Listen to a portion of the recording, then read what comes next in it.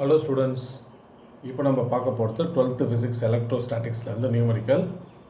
An electric dipole is placed at an angle of 60 degree with an electric field of magnitude 4 into 10 power 5 Newton per coulomb. It experiences a torque of 8 root 3 Newton meter.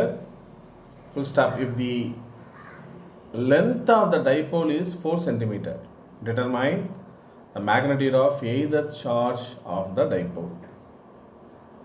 So இந்த நியூமரிக்கலுக்கு நம்ம என்ன பண்ணலாம் அப்படி பார்த்தீங்கன்னா first given data as usual given data எடுத்துக்கலாம்.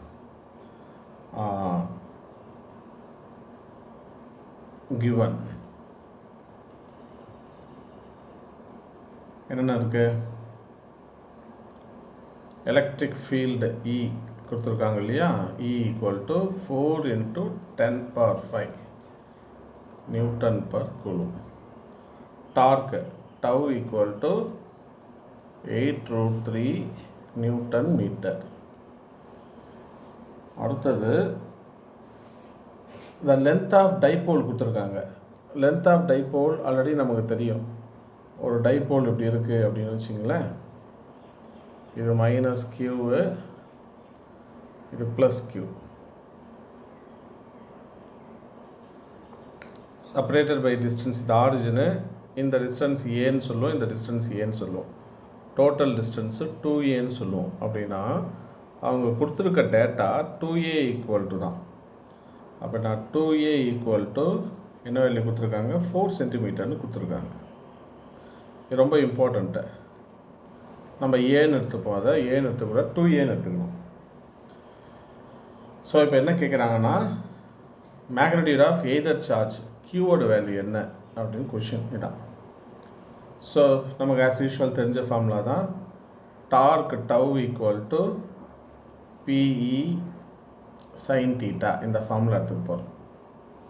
இதில் dipole moment பின்னா என்ன அர்த்தம், 2QA. இது நம்ம ஆல்ரெடி படிச்சிருக்கோம். ஸோ இது அப்படியே இங்கே சப்ஸ்டியூட் பண்ணலாமா? அப்போ என்ன வரும் நமக்கு, tau equal to 2QA remaining இருக்க இ சைன் தீட்டான்னு வரும். நம்ம கண்டுபிடிக்க வேண்டியது Q தானே, அதனால் எல்லாத்தையும் ரீஅரேஞ்ச் பண்ணி கொண்டு வருவோமா?